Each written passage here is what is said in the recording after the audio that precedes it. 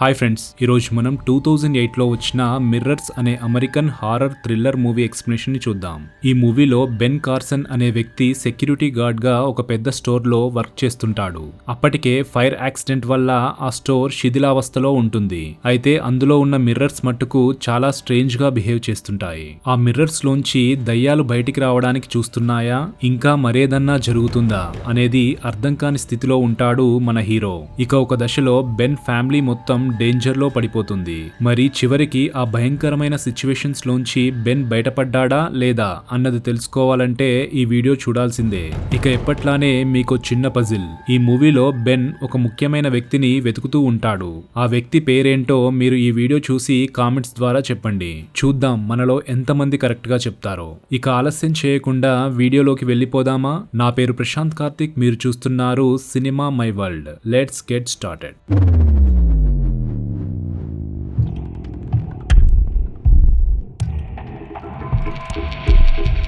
Movie start అవ్వగానే Gary అనే అతను సబ్వే స్టేషన్ లోంచి భయంతో పారిపోతుండడం చూస్తాం. అక్కడ ఒక డోర్ లాక్ చేసి ఉంటే దాన్ని పగలగొట్టుకుని లోపలికి వెళ్తాడు. ఆ రూమ్ లో ఉన్న విండోని ఓపెన్ చేసి చూస్తే గోడ కట్టేసి మూసివేసి ఉన్నట్టు కనిపిస్తుంది. అదే టైంలో అక్కడున్న లాకర్స్ అన్ని వాటంతటవే ఓపెన్ అవుతాయి. వాటి డోర్స్ కి మిర్రర్స్ ఉంటాయి. గ్యారీ రూమ్ లోని పెద్ద మిర్రర్ ముందుకు వెళ్లి నేను తప్పించుకోవడానికి ప్రయత్నించడం లేదు అని అరుస్తుంటాడు. అద్దానికి క్రాక్స్ వస్తుంటాయి. గ్యారీ కంగారుగా దాన్ని క్లీన్ చేస్తుంటే ఒక అద్దం ముక్క కింద పడుతుంది. తప్పైంది అని చెప్తూ అద్దం ముక్కని తీయడానికి కిందికి వంగుతాడు. కానీ అద్దంలోని అతని ఇమేజ్ అలానే ఉండిపోతుంది. అద్దంలో కనిపిస్తున్న అతని ఇమేజ్ లో అతను అద్దం ముక్కను పట్టుకొని ఉండడాన్ని గ్యారీ చూస్తాడు. అంతే, అద్దంలోని అతను అద్దం ముక్కతో గొంతు కోసుకుంటాడు. అద్దం ముందున్న గ్యారీ గొంతు కట్టై చనిపోతాడు. కట్ చేస్తే అలారం మోగడంతో బెన్ నిద్రలేస్తాడు. బాత్రూమ్ లో ఉన్న మిర్రర్ లో చూసుకుంటూ టాబ్లెట్ వేసుకుంటాడు. తన సిస్టర్ యాంజీకి గుడ్ బై చెప్పి ఇంట్లోంచి బయటికి వస్తాడు. నడుచుకుంటూ ఒక పెద్ద బిల్డింగ్ వద్దకి వచ్చి అక్కడున్న సెక్యూరిటీ గార్డ్ అయిన లోరెన్జో అనే వ్యక్తిని కలుస్తాడు. 5 సంవత్సరాల క్రితం ఈ బిల్డింగ్ కి అగ్ని ప్రమాదం జరిగి ఇలా డ్యామేజ్ అయింది. ఆ టైంలో ఇక్కడ సెక్యూరిటీగా నేనే చేసేవాడిని అని లోరెన్జో బెన్ కి చెప్తుంటాడు. ఇప్పటికీ ఈ బిల్డింగ్ ఓనర్స్ ఇన్సూరెన్స్ వాళ్ళతో లీగల్ గా పోరాటం చేస్తున్నారు. యాక్సిడెంట్ కి ముందు డిపార్ట్మెంటల్ స్టోర్ గా చాలా బాగా నడిచేది. ఇది చాలా పాత బిల్డింగ్. ఒక 50 ఏళ్లకి ముందు ఇందులో హాస్పిటల్ ఉండేది. ఇక నువ్వు రాత్రిపూట ప్రతి 2 గంటలకు ఒకసారి బిల్డింగ్ లో తిరుగుతూ చెక్ చేస్తుండాలి. లోపలంతా సైలెంట్ గానే ఉంటుంది. కానీ కాస్మెటిక్ స్టోర్ వల్ల ఆ బొమ్మల్ని చూస్తే కాస్త భయమేసే అవకాశం ఉంది. ఎందుకంటే ఎలక్ట్రిసిటీ సప్లై లేదు, అంతా చీకటిగా ఉంటుంది. దానికి తోడు చాలా పెద్ద పెద్ద మిర్రర్స్ ఉన్నాయి అని లోరెన్జో ఆ బిల్డింగ్ గురించి చెప్తూ పోతుంటాడు. మరి ఈ మిర్రర్స్ ని ఎవరు క్లీన్ చేసేవాళ్ళు అని బెన్ అడుగుతాడు. ముందున్న సెక్యూరిటీ గార్డ్ క్లీన్ చేసేవాడు. అతను రాత్రంతా అద్దాలను క్లీన్ చేస్తూ కనిపించేవాడు అని లోరెన్జో చెప్తూ మీరెందుకు పోలీస్ జాబ్ వదిలేసి సెక్యూరిటీ జాబ్ లో జాయిన్ అవుతున్నారు అని అడుగుతాడు. అందుకు బెన్ ఏం సమాధానం చెప్పడు. సెక్యూరిటీ వాళ్ళు ఈ ట్రైలర్ వెహికల్ లో ఉండాలి అని బెన్ కి ట్రైలర్ ని చూపిస్తుంటాడు లోరెన్జో. అదే టైంలో బిల్డింగ్ లో ఉన్న మిర్రర్స్ కి ప్రాణాలు వచ్చినట్లుగా కదులుతుండడం చూస్తాం మనం. కట్ చేస్తే ఏమి ఇంటికి వచ్చి పని మనిషి రోజ్ ని పిల్లలెక్కడా అని అడుగుతుంది. పైన బెన్ తో ఉన్నారు అని చెప్తుంది రోజ్. పిల్లలు బెన్ తో ఆడుతుండడాన్ని చూస్తుంది ఏమీ. పిల్లల్ని పక్క రూమ్ లోకి వెళ్ళమంటుంది. వాళ్ళు వెళ్లిపోతారు. ఏమీ బెన్ గొడవ పడుతుంటారు. 3 months నుంచి డ్రింక్ మానేసా అని బెన్ చెప్తూ మళ్ళీ పోలీస్ ఫోర్స్ లోకి తిరిగి వెళ్లే వరకు కొత్త జాబ్ లో జాయిన్ అయ్యా అంటాడు. విషయం ఏంటంటే బెన్ పోలీస్ ఆఫీసర్ గా వర్క్ చేస్తున్నప్పుడు ఒక వ్యక్తిని అనుకోకుండా షూట్ చేస్తాడు. ఇక అక్కడి నుంచి గిల్టీ ఫీలింగ్ తో ఆల్కహాల్ కి బానిసై ఫ్యామిలీకి దూరం అవుతాడు. ఒకవైపు జాబ్ లోంచి సస్పెండ్ అవుతాడు, మరోవైపు ఫ్యామిలీకి దూరం అవుతాడు. బెన్ కి ఏమీకి అండర్స్టాండింగ్ లో డిఫరెన్స్ ఉండడం వల్ల తరచూ గొడవ పడుతుంటారు. కాకపోతే లోపల ఒకరంటే ఒకరికి ప్రేమ ఉంటుంది. పేరెంట్స్ ఇద్దరు ఆర్గ్యూ చేసుకుంటుంటే పిల్లలిద్దరూ సఫర్ అవుతుంటారు. ఆల్మోస్ట్ డివోర్స్ అవుతుందేమో అనే సిచ్యువేషన్ లో ఉంటుంది వాళ్ళ పరిస్థితి. ఆ రోజు రాత్రి సెక్యూరిటీ గార్డ్ గా బెన్ మొదటి రోజు వర్క్ స్టార్ట్ చేస్తాడు. అలారం మోగడంతో ఉండడంతో రొటీన్ చెకప్ చేయడానికి బిల్డింగ్ లోకి వెళ్తాడు. లొరెన్జో చెప్పినట్టే బిల్డింగ్ లోని కాస్మెటిక్ డిపార్ట్మెంట్ లో ఉన్న బొమ్మల్ని చూస్తుంటే బెన్ కొంత అనీజీగా ఫీల్ అవుతుంటాడు. అక్కడున్న మిర్రర్ లో చెయ్యి మరక ఉండడాన్ని చూసి క్లీన్ చేస్తుంటాడు. కానీ ఆ మరక లోపల నుంచి చెయ్యి పెడితే పడ్డట్టుగా అనిపిస్తుంటుంది. ఎంత తుడిచినా పోదు. చూస్తే అద్దంపై వరకు చెయ్యి అచ్చులు కనిపిస్తాయి. అక్కడున్న డోర్ అద్దంలో ఓపెన్ అయినట్టుగా కనిపిస్తుంది. నిజానికి అసలు డోర్ ఓపెనే అవదు. అదేంటి అని చూస్తూ డోర్ ని అటూ ఇటూ కదిలిస్తుంటే లోపలి వైపు బేస్మెంట్ ఉండడాన్ని చూస్తాడు. బేస్మెంట్ లోకి వెళ్తాడు. నేలపై వాటర్ పేరుకొని ఉంటాయి. స్విచెస్ ఆన్ చేస్తాడు. లైట్స్ ఏం ఆన్ అవవు. అద్దంలో ఉన్న డోర్ కదలడం చూస్తాం మనం. కట్ చేస్తే మరుసటి రోజు ఇంట్లో ఉన్న బెన్ టాబ్లెట్స్ వేసుకుంటుంటే అవి మరీ అంతగా వాడకు, సైడ్ ఎఫెక్ట్స్ ఉంటాయి అని బెన్ సిస్టర్ యాంజీ అంటుంది. ఏం కాదులే అని బెన్ అంటూ కొత్త జాబ్ లో జాయిన్ అయ్యా. ఇంకా ఎన్ని రోజులని సిస్టర్ ఇంట్లో ఉండడం, ఎలాగైనా నా ఫ్యామిలీకి దగ్గరవ్వాలని ప్రయత్నిస్తున్నా అని బెన్ యాంజీకి చెప్తుంటాడు. అదే టైంలో బెన్ అద్దంలో తన మొహాన్ని చూసుకొని అది ట్విస్ట్ అవుతున్నట్టుగా కనిపించడంతో షాక్ అవుతాడు. గట్టిగా అరుస్తాడు. ఏం జరిగింది అని కంగారుగా యాంజీ అడుగుతుంటే ఏం లేదు, నువ్వు వెళ్ళిపో, ఏం కాలేదు, నన్ను ఒంటరిగా వదిలేయ్ అంటూ బెన్ అరుస్తుంటాడు. తిరిగి అద్దంలో చూసుకుంటాడు. నార్మల్ గానే కనిపిస్తుంది. అసలేం జరుగుతుంది అని ఫీల్ అవుతుంటాడు. ఆ రోజు రాత్రి బిల్డింగ్ లో చెక్ చేస్తూ తిరుగుతుంటే సడన్ గా ఎవరో వెళ్ళినట్లు అనిపిస్తుంది. చూస్తే ఎవరూ కనిపించరు. అద్దంలో చేయి అచ్చు కనిపిస్తే తన చేయిని అద్దంపై పెడతాడు. అది వెంటనే క్రాక్ అయి చేయికి గాయమవుతుంది. మళ్ళీ చూస్తే అద్దం చక్కగా పగలకుండా కనిపిస్తుంది. అదే టైంలో తన వెనకాల ఎవరో యువతి మంటల్లో కాలుతూ కనిపిస్తుంది. తిరిగి చూస్తే మళ్ళీ అంతా నార్మల్. అద్దంలో చూస్తే మంటల్లో కాలుతున్న జనాలు కనిపిస్తారు. బయట మాత్రం నార్మల్ గా ఉంటుంది. మంట వచ్చి తనకి అంటుకుంటుంది. బెన్ అరుస్తూ మంటల్లోంచి బయటపడాలని చూస్తుంటాడు. కానీ నిజానికి చూస్తే అతనికి ఫైర్ ఏం అంటుకోదు. నార్మల్ గానే ఉంటాడు. ఏంట్రా బాబు, అసలేం జరుగుతుంది ఇక్కడ అని షాకింగ్ గా ఫీల్ అవుతుంటే మూవీ స్టార్టింగ్ సీన్ లో చనిపోయిన గ్యారీ వ్యాలెట్ అక్కడ పడి ఉండడం చూస్తాడు బెన్. బెన్ ట్రైలర్ దగ్గరకొచ్చి గేరీ లాకర్ ని ఓపెన్ చేసి చూస్తాడు. అయోడిన్ తో గాయాన్ని క్లీన్ చేసుకుని కట్టుకుంటాడు. వాలెట్ లో చూస్తుంటే ఎసేకర్ అని ఒక పేపర్ ముక్కపై రాసి ఉండడాన్ని చూస్తాడు. మళ్ళీ బిల్డింగ్ లోని కాస్మెటిక్ డిపార్ట్మెంట్ లోకి వస్తాడు. అక్కడ అబ్జర్వ్ చేస్తుంటే ఎవరో యువతి పెయిన్ తో గట్టిగా అరుస్తున్న శబ్దాలు వినిపిస్తుంటాయి. సౌండ్ వస్తున్న వైపు పరుగు తీస్తాడు. అంతా చెక్ చేస్తుంటాడు. కానీ అక్కడెవరూ కనిపించరు. అద్దంలో ఒక చేయి కనిపిస్తుంది. బయట కనిపించదు.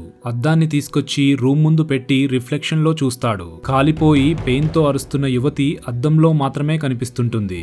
బెన్ వాళ్ళ అబ్బాయి మైకెల్ నిద్రలోంచి అరుస్తూ లేస్తాడు. ఏమీ వచ్చి ఏం జరిగింది అని అడుగుతుంది. ఎవరో లేడీ అద్దంలో అరుస్తూ కనిపించారు అని మైకెల్ చెప్తాడు. పీడకల వచ్చుంటుంది, ఏం భయపడకు అంటూ డోర్ ఓపెన్ చేసుంచి వెళ్తుంది. ఏమీ బెడ్ ఎక్కి టీవీ ఆఫ్ చేస్తుంది. మైకెల్ రూమ్ లోని అద్దంలో మళ్ళీ యువతి కనిపిస్తుంది. మైకెల్ చెద్దరు కప్పుకొని భయపడుతూ పడుకుంటాడు. కట్ చేస్తే బెన్ బార్ లో ఏంజీని కలిసి బిల్డింగ్ లో తనకి జరిగిన ఎక్స్పీరియన్సెస్ చెప్తుంటాడు. నీకున్న స్ట్రెస్ వల్ల అదంతా జరుగుతుంది అని ఏంజీ లైట్ తీసుకుంటుంది. బెన్ కి గ్యారీ చనిపోయే ముందు పంపిన కొరియర్ ఒకటి వస్తుంది.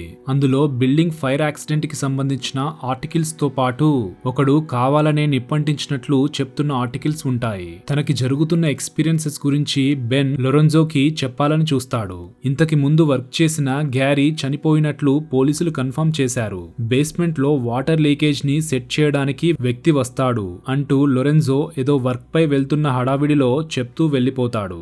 ఏమీ హాస్పిటల్లో అటాప్సీ చేస్తుండగా బెన్ అర్జెంటుగా కలవాలి అంటూ వచ్చి కలుస్తాడు. చాలా ఇంపార్టెంట్ విషయం అంటూ ఏమీని ఒప్పించి స్టోరేజ్ రూమ్ లో ఉన్న గ్యారీ డెడ్ బాడీని చూస్తాడు. అద్దం ముక్కతో కోసుకొని చనిపోయాడు అని డాక్టర్ చెప్తాడు. అదే టైంలో రిఫ్లెక్షన్ లో గ్యారీ సడన్ గా టర్న్ అయి ఎసేకర్ అని చెప్తుండడాన్ని చూసి బెన్ షాక్ అవుతాడు. ఏమీని కన్విన్స్ చేసి గ్యారీ ఫైల్ ని తీసుకుంటాడు. అందులో క్రైమ్ సీన్ లోని ఫోటోస్ చూస్తూ అద్దంలో కనిపిస్తున్న అద్దం ముక్కకి బ్లడ్ ఉంది, బయట గ్యారీ పట్టుకున్న అద్దం ముక్కకి బ్లడ్ లేదు చూడు అంటూ బెన్ ఏమీకి చూపిస్తాడు.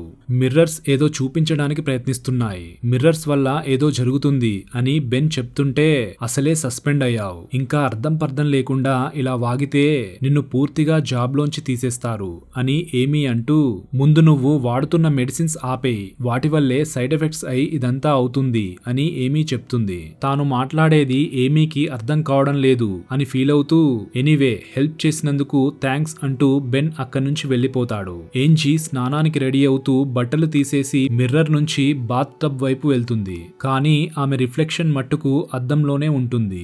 ఏంజీ టబ్ లో స్నానం చేస్తుంటే అద్దంలో ఉన్న ఇమేజ్ మొహాన్ని 2 ముక్కలుగా విరుస్తుంటుంది. రియల్ గా ఏంజీ మొహం కూడా 2 ముక్కలై చనిపోతుంది. పోలీసులు వచ్చి ఇన్వెస్టిగేషన్ చేస్తుంటారు. బాత్ టబ్ లో ఉన్న ఏంజీ మొహాన్ని చూసి ఒక రేంజ్ లో షాక్ అవుతాడు పోలీస్ ఆఫీసర్. బెన్ వచ్చి తన సిస్టర్ కండిషన్ ని చూసి షాక్ అవడంతో పాటు చాలా పెయిన్ ఫీల్ అవుతూ ఏడుస్తాడు. ఏమీ వచ్చి బెన్ ని ఓదారుస్తుంటుంది. కొన్ని రోజులు ఇంటికి వచ్చి పిల్లలతో టైం స్పెండ్ చేయి అని చెప్తుంది. లేదు, మిర్రర్స్ వల్లే ఇది జరుగుతుంది. పిల్లలు నువ్వు అందరూ ప్రమాదంలో పడే అవకాశం ఉంది. ముందు అసలేం జరుగుతుందో తెలుసుకోవాలి అని అంటూ, ఇప్పుడు మీకు నేనేం చెప్పినా నన్ను పిచ్చోడ్లా చూస్తారు. అందుకే నేను పోలీసులకి కూడా ఈ విషయం చెప్పదలుచుకోలేదు. నేనే తేల్చుకుంటా అంటూ బెన్ అక్కడి నుంచి వెళ్లిపోతాడు. బెన్ ఎందుకిలా ప్రవర్తిస్తున్నాడో ఏమీకి ఇంకా అర్థం కాదు. ఆ రోజు రాత్రి బిల్డింగ్ లోని పెద్ద మిర్రర్ ని బెన్ పగలగొట్టాలని చూస్తాడు. అది ఎంతకీ పగలకపోవడంతో గన్ తో షూట్ చేస్తాడు. బుల్లెట్స్ పడిన చోటు కొద్ది సెకండ్స్ లలో మళ్లీ రికవర్ అయి నార్మల్ అవుతుంది. మిర్రర్ ని గట్టిగా బాదుతూ అసలేం కావాలి నీకు అంటూ అరుస్తుంటాడు. మిర్రర్ పై అక్షరాలు పడుతుంటాయి. చూస్తే ఎసేకర్ అని వస్తుంది.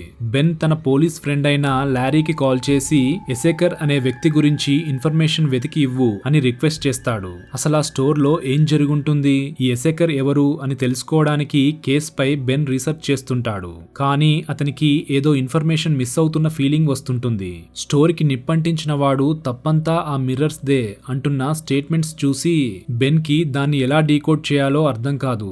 లారీ కాల్ చేసి ఎసేకర్ అనే వ్యక్తి గురించి ఎటువంటి ఇన్ఫర్మేషన్ దొరకలేదు అని బెన్ కి చెప్తాడు. అంతకు ముందు వర్క్ చేసిన నైట్ వాచ్మెన్ టెరెన్స్ బెర్రీ గురించి ఇన్ఫర్మేషన్ వెతుకు అంటాడు బెన్. అతను చనిపోయాడు, కానీ అతను చనిపోయే ముందు మెంటల్ హాస్పిటల్లో ట్రీట్మెంట్ లో ఉన్నాడు అన్న ఇన్ఫర్మేషన్ ని లారీ ఇస్తాడు. బెన్ వెంటనే ఆ హాస్పిటల్ కి వెళ్తాడు. అతని గురించి డాక్టర్ ని అడిగితే అతనికి మెంటల్ ఇష్యూస్ ఉన్నాయి అంటూ అతను మాట్లాడిన వీడియో టేప్ ని చూపిస్తాడు. ఎసేకర్ ని నేను తీసుకురాలేకపోయానని మిర్రర్ తన ఫ్యామిలీని చంపింది అని ఆ వీడియోలో టెరెన్స్ చెప్తుంటాడు.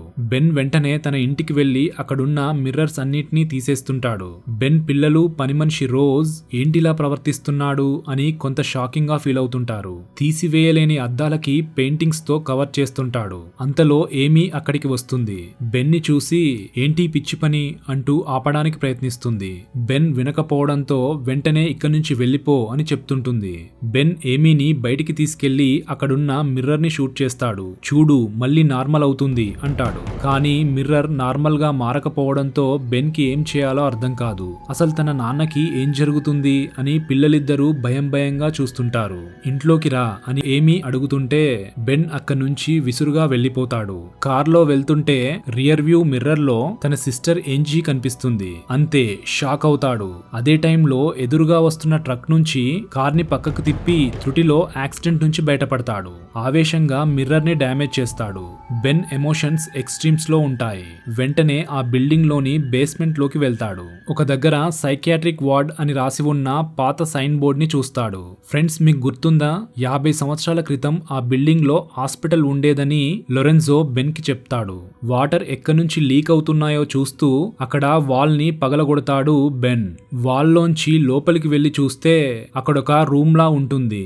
మధ్యలో ఒక కుర్చీ, చుట్టూ అంతా మిర్రర్స్ ఉంటాయి. మిర్రర్ లోకి చూస్తుంటే అందులోంచి సడన్ గా బెన్ రిఫ్లెక్షన్ బెన్ ని షూట్ చేసిన ఇమేజ్ వస్తుంది. బెన్ షాక్ అవుతాడు. బట్ లకీలీ బెన్ కి బుల్లెట్ ఏం పడదు. మళ్ళీ తన పోలీస్ ఫ్రెండ్ అయిన లారీకి కాల్ చేసి ఆ హాస్పిటల్లో ఎసేకర్ అనే పేరుతో పేషెంట్ గాని ఎంప్లాయ్ కానీ ఎవరన్నా ఉన్నారో కనుక్కొని చెప్పు అని అడుగుతాడు. కట్ చేస్తే లారీ బెన్ ని కలిసి ఎసేకర్ కి సంబంధించి తనకి దొరికిన ఫైల్స్ అన్ని ఇస్తాడు. ఎసేకర్ అనే 12 సంవత్సరాల అమ్మాయి 50 సంవత్సరాల క్రితం హాస్పిటల్లో చనిపోయింది. ఆమెతో పాటు మిగతా పేషెంట్స్ అందరూ ఒకరినొకరు చంపుకున్నారు అని లారీ చెప్తూ ఆ ఇన్సిడెంట్ తర్వాత హాస్పిటల్ ని పూర్తిగా మూసేశారు. ఆ తర్వాత హాస్పిటల్ ని నడుపుతున్న డాక్టర్ కూడా అద్దం ముక్కతో హర్ట్ చేసుకుని చనిపోయాడు అని చెప్తాడు. బెన్ తన ప్లేస్ కి వెళ్లి ఎసేకర్ ఫైల్స్ ని పరిశీలిస్తుంటే అన్ని ఫోటోస్ లో ఎసేకర్ మొహం బ్లర్ అయినట్టుగా ఉండడాన్ని చూస్తాడు. ఆమెకి స్కిజోఫ్రీనియా వ్యాధి ఉన్నట్టు, చాలా వాయిలెంట్ గా బిహేవ్ చేసేది అన్నట్టు రిపోర్ట్స్ లో ఉండడాన్ని చూస్తాడు. తాను చనిపోయే ఒక సంవత్సరం ముందు దిగిన ఒకే ఒక ఫోటోలో మాత్రం ఎసేకర్ ఫేస్ నార్మల్ గా పడుతుంది. హాస్పిటల్లో పేషెంట్స్ అందరూ చంపుకొని చనిపోయే ముందు అంటే 2 రోజుల ముందే ఎసేకర్ డిశ్చార్జ్ అయి వెళ్ళినట్లు ఒక ఫైల్లో చూస్తాడు. అంతలో తన టీవీలోంచి క్రాక్ అవుతున్న సౌండ్స్ వస్తుంటాయి. వెళ్లి చూస్తాడు. ఎసేకర్ ఫోటోని టీవీ మిర్రర్ కి చూపిస్తాడు. క్రాక్స్ రావడం ఆగిపోతాయి. అంటే ఎసేకర్ చనిపోలేదు, ఇంకా బ్రతికే ఉంది. ఈ మిర్రర్స్ ఎసేకర్ కోసం చూస్తున్నాయి అని బెన్ అర్థం చేసుకుంటాడు. మరోవైపు వాళ్ళ అబ్బాయి మైకెల్ అద్దం ముందు కూర్చొని తనలో తానే మాట్లాడుతుండడాన్ని ఏమీ చూస్తుంది.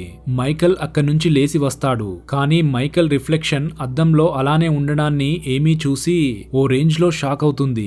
బెన్ ఇన్ని రోజులుగా ఏం చెప్పాలనుకున్నాడో తానేం అర్థం చేసుకోలేకపోయిందో ఏమీకి అర్థమవుతుంది. వెంటనే బెన్ కి కాల్ చేసి విషయం చెప్తుంది.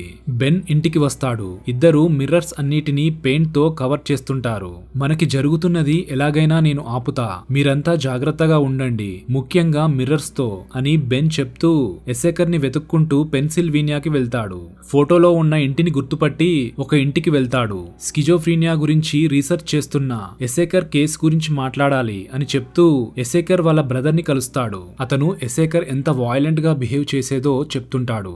దయ్యం పట్టిందా లేక స్కిజోఫ్రీనియా వల్ల అలా అవుతుందా అని అందరి దగ్గరికి తీసుకెళ్లి రకరకాల ట్రీట్మెంట్స్ ఇప్పించాం, కానీ ఎసేకర్ లో ఏమాత్రం మార్పు రాలేదు అని అతను చెప్తుంటాడు. చివరికి డాక్టర్ కేన్ అనే అతను వైద్యం చేసి నయం చేస్తా అని చెప్పాడు. అతనికి దయ్యాలంటే నమ్మకం లేదు.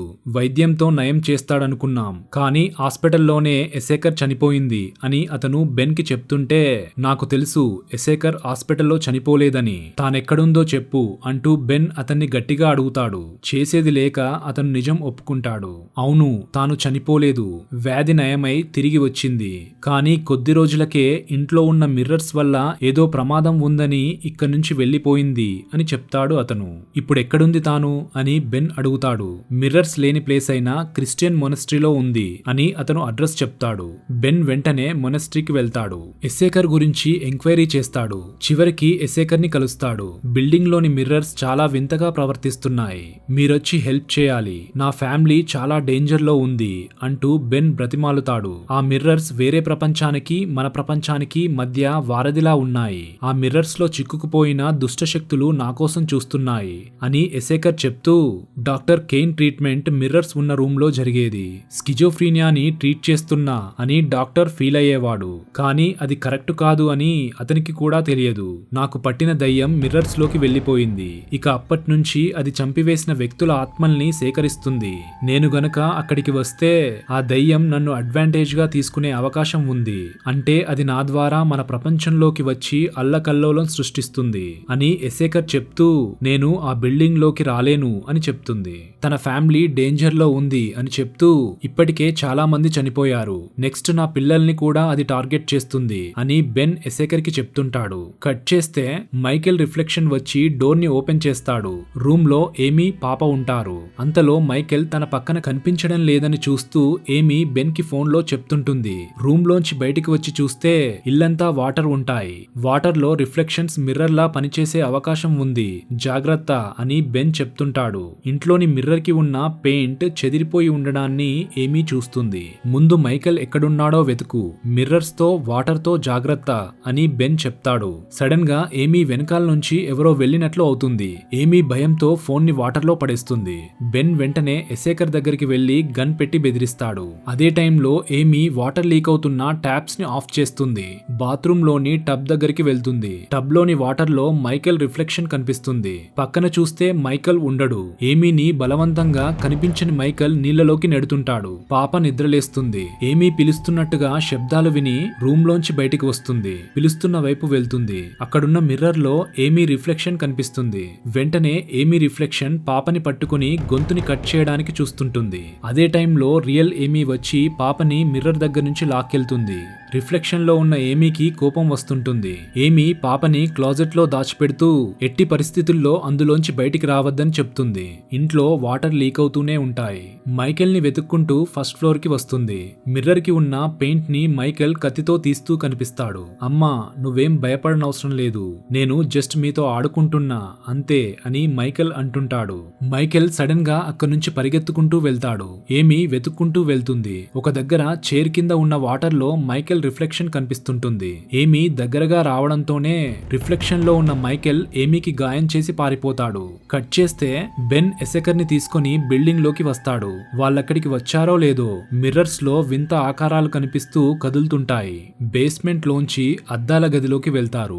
బెన్ ఎసేకర్ ని చైర్ లో కూర్చోబెడతాడు. ఆమె కళ్ళు మూసుకొని ఉంటుంది. నా ఫ్యామిలీని కాపాడుకోవడానికి వేరే దారి లేదు అని చెప్తూ చైర్ కి ఆమె చేతుల్ని కట్టేస్తాడు. మరోవైపు ఏమీ మైకేల్ వాటర్ లో కూర్చొని ఉండడాన్ని చూసి దగ్గరకు వెళ్తుంది. సడన్ గా మైకేల్ రిఫ్లెక్షన్ మైకేల్ ని వాటర్ లోకి లాగుతుంది. ఏమీ మైకేల్ ని లాగడానికి ప్రయత్నిస్తుంటుంది. కానీ అతను వాటర్ లోపలికి జారిపోతాడు. కట్ చేస్తే నువ్వెళ్ళిపో అని ఎసేకర్ బెన్ కి చెప్తుంది. అతను వెళ్లిపోగానే ఏదో దేవుని మంత్రం చదువుతుంటుంది.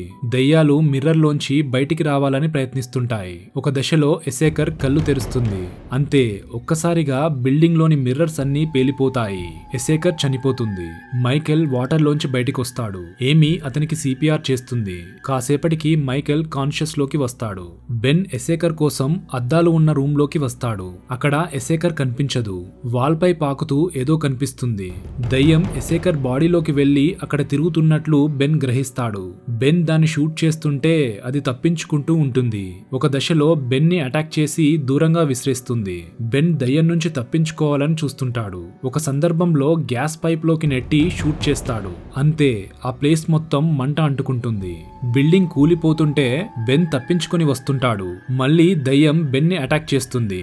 దాన్ని శిథిలాలు పడుతున్న వైపు నెట్టేస్తాడు.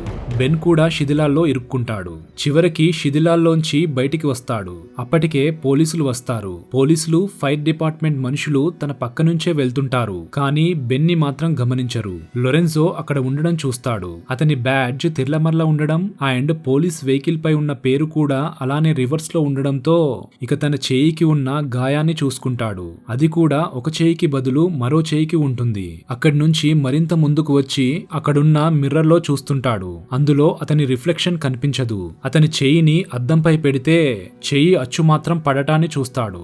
బ్లాక్ ఫ్రేమ్ పడుతుంది.